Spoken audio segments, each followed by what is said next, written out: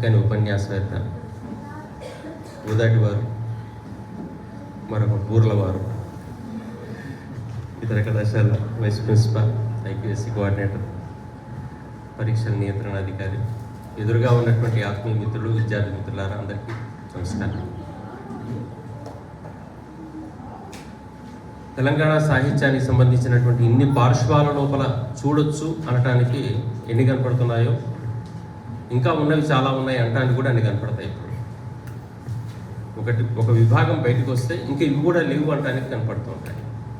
ఇంకా ఎన్ని పనులు ఉన్నాయని చెప్పేసి తెలియటానికి ఆలోచించాల్సినటువంటి అంశాలు ఏంటంటే, మనం బాగానే ఉన్నాం, మంచి తెలంగాణలో గొప్ప సాహిత్యం సృష్టించుకున్నాం, గతం నుంచి మనం ఉన్నాం అని చెప్పేసి ఒక ధైర్యం తెచ్చుకోవడానికి తెలంగాణ వాళ్ళు ఏదో వెనకబడ్డ వాళ్ళు కాదు, అందరి వెనకబడ్డవారు సాహిత్య నిర్మాణం లోపల అని చెప్పేసి అనుకోవడానికి ఇటువంటి సదస్సులు బాగా పనిచేస్తాయి. గొప్ప గొప్పనైనటువంటి పత్ర సమర్పణలు బాగా జరిగాయి. జరగవలసిన అంశాలు ఏంటి, ఆనాటి వాతావరణం ఏంటి, ఇంతకు మరి అవాళ జైనుల వాతావరణమా, లేకుంటే ప్రాకృత వాతావరణమా, సంస్కృత వాతావరణమా, అక్కడి నుంచి తెలుగు సాహిత్యం సృష్టించబడే స్థితి వరకు ఒకనొక రోజుల్లోపల ఇక్కడ ఉండేటటువంటి అస్తిత్వాలు ఏంటి, అక్కడ ఉండే రాజకీయ అంశాలు ఏంటి, తాత్విక అంశాలు ఏంటి.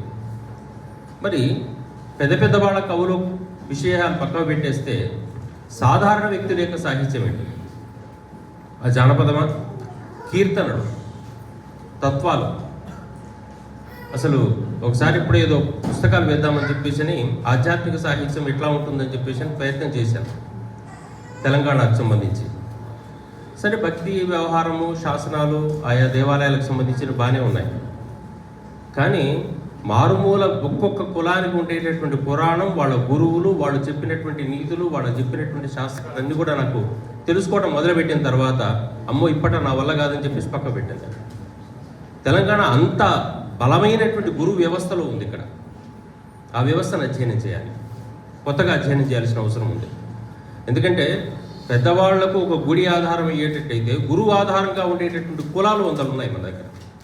ఆ గురువులు చెప్పినటువంటి సందేశం, వాళ్ళు వచ్చినటువంటి విధానం, వాళ్ళు చెప్పేటువంటి మాటలు, ఇన్ని రకాలైనటువంటి విశేషాలు ఉన్నాయో. వాళ్ళ కుల పురాణాల మీద మనకు వర్క్ జరగాలి. ఇప్పుడు దాంట్లో ఉండేటువంటి వైజ్ఞానిక అంశాల మీద మనకు మంచి పనులు చేయాల్సినటువంటి అవసరం ఉంది. కావ్యాలలో సాహిత్యాన్ని గమనించేటువంటి సందర్భం నుంచి తత్వాలలో ఉండేటటువంటి పారమార్థికత, ఆ రోజుల్లో ఆ పారమార్థికత ఈ ప్రాంతంలో వెల్లివిరేయడానికి కావలసిన కారణాలు ఏంటి అనే దాని మీద వర్క్ జరగాలి. అటువంటి పని జరిగేటట్టయితే తెలంగాణ ఎంత బలీయమైనటువంటి వ్యవస్థ లోపల అప్పుడు ఉండేటటువంటి వ్యవస్థ ఎట్లా ఉండేది, మరి మధ్యలో ఏం మార్పు వచ్చింది, ఇప్పుడు మళ్ళీ ఎటువైపు మనం వెళ్లాల్సిన అవసరం ఉంది అనేటువంటి కొత్త మార్గదర్శనం మనకు దొరుకుతుంది. అట్లా లేకపోయేటట్టయితే పైపై విషయాలు కనపడతాయి.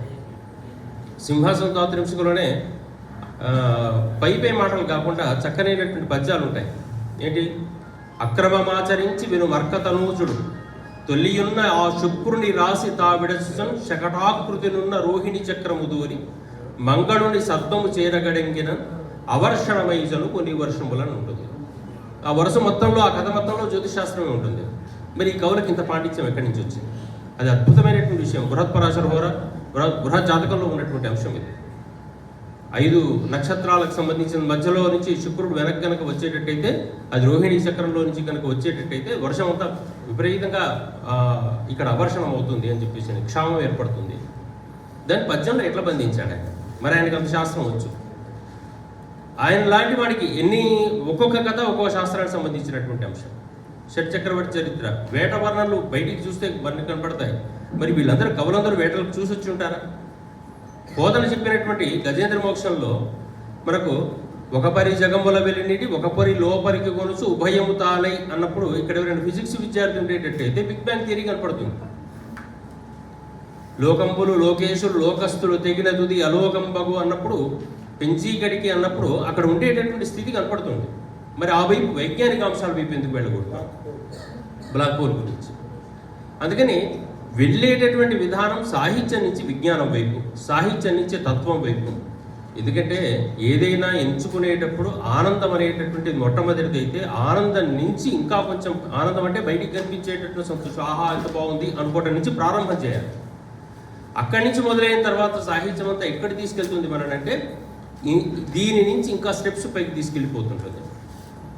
పైకి వెళ్ళటానికి ఈ సాహిత్యం మనకు ఆధారం అవుతుంది. సాహిత్యం ఎప్పటికీ కూడా మనకు అయ్యేటటువంటిది ఒకానొక కింది స్థాయికి వచ్చిన తర్వాతనే మనకు వచ్చేది ఇటువంటి సాహిత్యం అంతా. కానీ దీన్ని బేస్ చేసుకొని పైకి వెళ్తే, అంటే పూర్వకాలంలో చెప్పేటటువంటి స్థితి ఏంటంటే ఒక యోగ భ్రష్ట స్థితి అంటుంటారు. పైనుంచి ఉండేటటువంటి ఒక ఉన్నతమైనటువంటి ఆనందాన్ని పొందేటువంటి వాడు కొంచెం కిందికి జారితే ఒక విశ్వనాథలాగా ఒక గొప్పవాడు అపరిమితమైనటువంటి సాహిత్యాన్ని సృష్టించగలిగారు. ఈ ప్రాంతంలో వారిని గుర్తు చేసుకోవడం కూడా ధర్మమే. అటువంటి సాహిత్యం సృష్టి జరిగిందంటే కింది స్థాయిది. దానికన్నా పై స్థాయికి మనం ఎదగటానికి ఇది ఒక ఆధారం అవుతుందంటే తెలంగాణ లోపల ఒకనొక రోజుల లోపల అద్భుతమైనటువంటి ఇటువంటి చైతన్యం వెలివిరిసి ఉంటుంది. ఆ చైతన్యానికి ప్రతీకగా వాళ్లకు తోచిన భాషను రాయడానికి మొదలుపెట్టారు. లేకుంటే తాము పొందిన ఆనంద స్థితిని వాక్యాల్లో రాయడం, పద్యాల్లో రాయడం అంత ఈజీ కాదు. అది ఎక్స్ప్రెసిబుల్ కానే కాదు. అంత గొప్పనైనటువంటి విశేషాలను ఆ పై విషయాలను చెప్పలేక పోతన్న దగ్గర మీరు వెళ్ళి చూడండి ఒకసారి. రూపం కలిగిన దేవుణ్ణి వర్ణించడం చాలా సులువు అండి. శాంతాకారం భుజగశయనం అనొచ్చు, లేదా యాకుంది దుతుషారహారదవళ అనొచ్చు. ఆయనకు అవకాశం దొరికినప్పుడల్లా రూపము లేని దేవుణ్ణి వర్ణించడానికి ప్రయత్నం చేస్తాడు. ఎవరిని చేయించు లాంటి వరుసగా 10 పద్యాలు అక్కడ.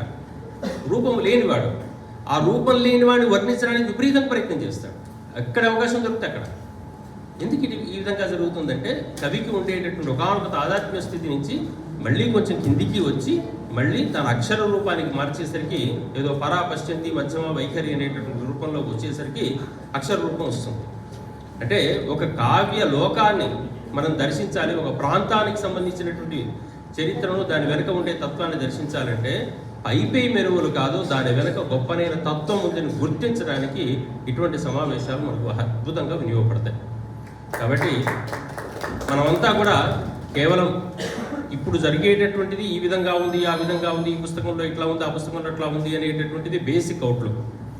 దీని వెనక ఉండేటటువంటి తత్వాన్ని గమనించేటట్టయితే ఈ ప్రాంతం వెనక సారు ఎప్పుడు చెప్పారు, తిరునామాలు, మాలాదాసులకు సంబంధించిన తిరునామాలు అద్భుతమైన సాహిత్యం. అది ఎవరికి అనిపించదు. ఎంతెంతమంది ఎన్ని రకాలైనటువంటి పనులు చేస్తారు. అంటే తత్వ సాహిత్యం వెనక, కీర్తన సాహిత్యం వెనక తెలంగాణ ప్రాంతంలోనే ఉంటాయండి ఎక్కువగా. ఆ సాహిత్యం వెనక ఏముంది అసలు? అటువంటి విషయాలన్నిటి మీద ఇంకా దృష్టి సారించడానికి ఈ సదస్సు అనేటటువంటిది అద్భుతమైనటువంటి ప్రాతిపదికగా, వేదికగా, మొట్టమొదటి మెట్టుగా వినియోగపడిందని, ఈ కృషి చేయడం వెనుక ప్రాచీన తెలుగు విశిష్ట అధ్యయన కేంద్రం, అంతకన్నా ముఖ్యంగా ఎస్ఆర్ఆర్ కళాశాల, తెలుగు శాఖ ఏకాదశి రుద్రుడు, ఆ తర్వాత వారికి మూలమైనటువంటి కల్వకుంట్ల రామకృష్ణ గారు అందరూ కూడా విజయవంతం పొందారని చెప్పేసి నేను భావిస్తూ, ఈ సదస్సు ముగింపు సదస్సు అయినా తెలంగాణకు సంబంధించిన మరింత లోతైన సాహిత్యాన్ని అధ్యయనం చేయడానికి ఇది ప్రారంభ సదస్సుగా భావన చేస్తూ అందరికీ నమస్కారం, సెలవు, స్వస్తి.